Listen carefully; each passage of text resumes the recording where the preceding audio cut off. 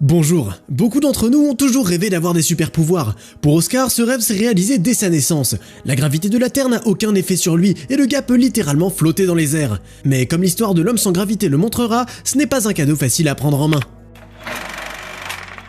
La nuit se précipitant à travers la tempête, une mère conduit sa fille Natalia à l'hôpital et la fille est sur le point d'accoucher. Une infirmière en service aide Natalia à accoucher. Toujours liée à sa mère par le cordon ombilical, Oscar flotte dans les airs devant les femmes étonnées. Natalia place doucement le bébé miracle sur sa poitrine et dit à sa grand-mère « Maman, ho fatto un angelo ». Les femmes s'échappent de l'hôpital avec le nouveau-né pour que personne n'apprenne pour le bébé volant. À la maison, la mère de Natalia ferme les stores et les volets des fenêtres et déclare à sa fille qu'Oscar ne sortira jamais. Le matin, les femmes stupéfaites voient l'enfant dormir sous le plafond, planant là comme un ballon. La mère de Natalia croit que son petit-fils volant lui a été envoyé par Dieu, comme une malédiction pour la vie aux mœurs légères de sa fille. La vieille femme craint que toute la ville lance des rumeurs si quelqu'un découvre Oscar. Mais les gens qui veulent voir le nouveau-né commencent déjà à arriver. Les 4 plus grandes commères de la ville se précipitent pour les voir tôt le matin. La vieille femme les laisse entrer gentiment, mais ne leur autorise pas à prendre le bébé dans les bras, sous prétexte que le médecin l'a strictement interdit, alors qu'en réalité, le garçon est attaché au berceau avec une ceinture. Après s'être rapidement débarrassées des invités, les femmes sont occupées à réorganiser la maison. Elles clouent des couvertures douces au plafond des chambres et elles attachent une ceinture de sécurité au berceau du bébé. Plusieurs années passent comme ça. Natalia coud un gilet orange pour son fils qui a grandi. Il a un patch sur la poitrine avec une image de Batman, le super-héros préféré d'Oscar, et dans les poches, il a des poids. Maintenant, Oscar peut se tenir par terre, marcher comme un enfant normal, et même aller à l'école. Mais la grand-mère, stressée, interdit quand même à sa fille et à son petit-fils d'y penser, et elle promet de donner cours au garçon à la maison. De plus, elle longe les fenêtres pour empêcher Oscar de sortir tout seul.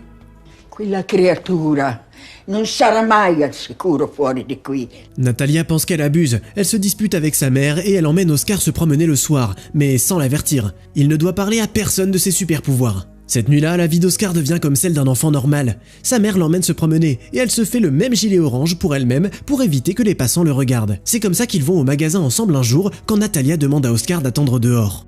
Dès que le garçon est seul, une fille en veste rose, Agatha, se heurte à lui, arrivant du coin. À l'impact, elle tombe sur le trottoir et laisse tomber ses bouteilles d'eau. Agatha met la faute sur Oscar et elle lui fait porter des bouteilles pour s'excuser. Le garçon se sent coupable et accepte de l'aider. Sur le chemin de la maison d'Agatha, les enfants s'arrêtent devant une fenêtre affichant une publicité avec une célèbre diva de la télé. Oscar est déjà très fatigué, donc il jette les poids tandis que la fille lui dit qu'elle rêve d'être aussi belle et réussie que la femme à l'écran. Près de la maison de sa nouvelle connaissance, Oscar se rend compte qu'il n'y a plus que les bouteilles d'eau dans ses mains qui le retiennent de s'envoler, donc il ne veut pas les lâcher.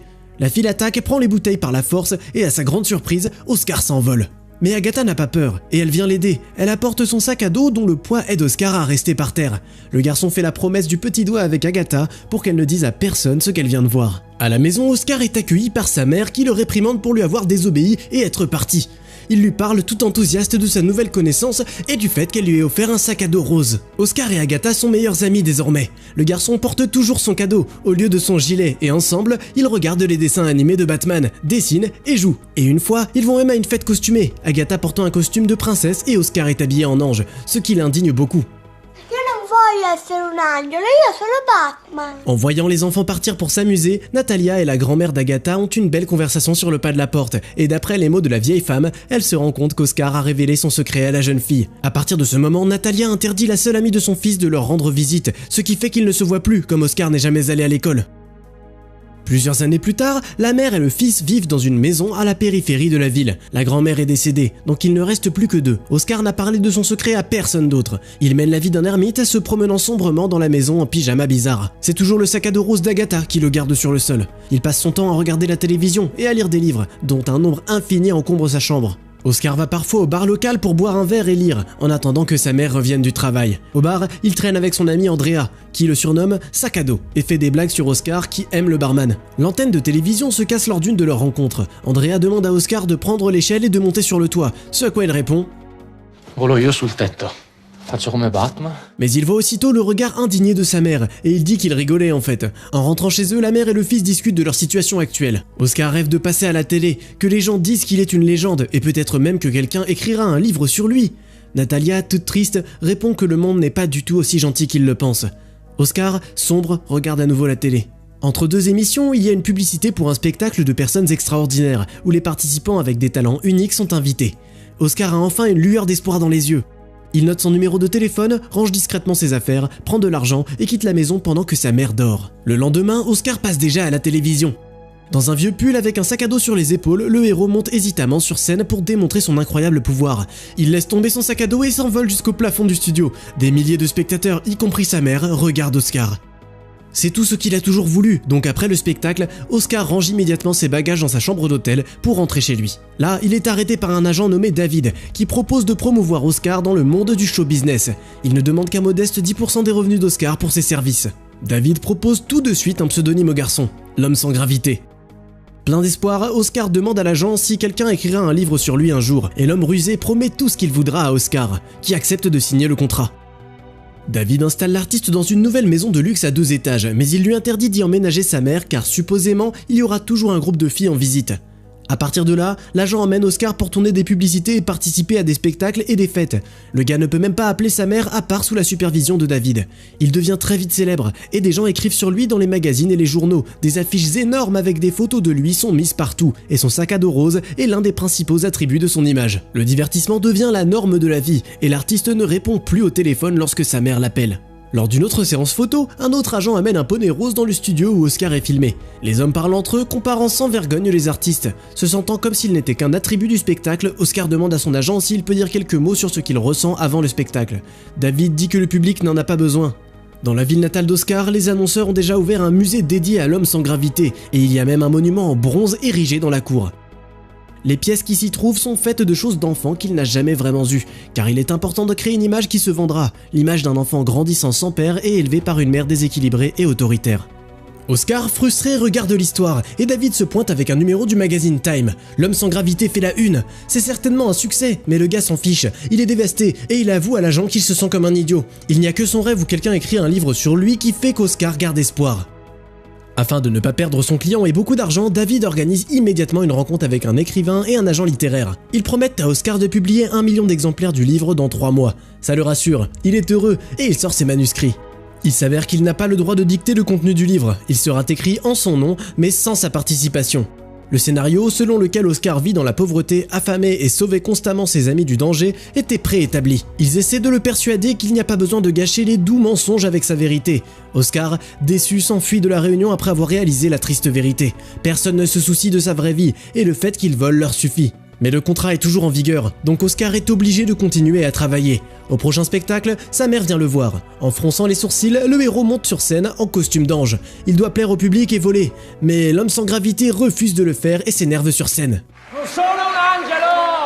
Un tel outrage pourrait entraîner des scandales et des amendes, donc David réfléchit à la façon de sauver la situation. Mais Oscar ne veut plus travailler, il ne veut plus être la risée des gens et offre sa solution. Annoncer qu'il est mort, que l'homme sans gravité s'est envolé. C'est ce qu'on raconte aux nouvelles le lendemain, ajoutant que l'homme n'avait en fait aucun pouvoir et que les spectacles étaient organisés à l'aide d'effets spéciaux.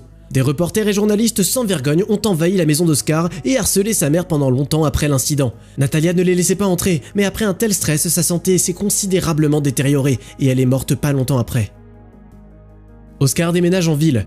Il cache son identité maintenant, vit modestement dans un petit appartement, se déplace dans un fauteuil roulant, s'habille comme un mendiant et travaille comme réceptionniste dans un motel où des filles de peu de vertu amènent leurs clients.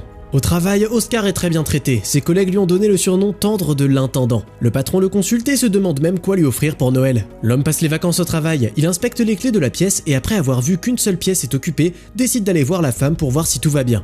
Une jolie femme aux cheveux foncés ouvre la porte et dit clairement qu'elle veut qu'Oscar parte. Une fois qu'il se retourne, elle remarque le sac à dos rose derrière son dos. La jeune fille quitte la pièce et suit Oscar dans le couloir, et après l'avoir attrapé dans le hall, s'adresse à lui par son nom. Oscar est confus, il pense que la fille l'a reconnu comme étant l'homme sans gravité, et nie son lien avec lui.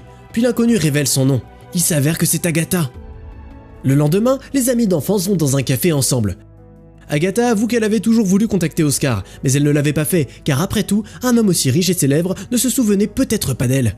Au café, le serveur sert très gentiment Agatha, la complimente et lui propose du café et des croissants à sa charge. Oscar regarde cette scène, jaloux, et lui demande si elle a un petit ami. Agatha répond en posant la même question. Elle se demande comment un homme aussi riche et célèbre n'a pas quelqu'un à ses côtés. Oscar répond qu'il n'est tombé amoureux qu'une seule fois, enfant, d'une amie, qui est maintenant assise de l'autre côté de la table. L'homme montre son modeste appartement à la femme. Agatha détermine rapidement qu'elle ne sortira pas de la pauvreté avec Oscar, et elle se dépêche de partir. Mais il l'arrête en jouant une cassette vidéo. Il s'avère que c'est le clip de la fameuse diva de télé qu'ils ont vu enfant dans une vitrine de magasin. Les souvenirs font que le couple oublie ses problèmes, et ils dansent comme ils l'ont fait il y a des années. Les jours qui suivent, ils continuent à faire leur travail.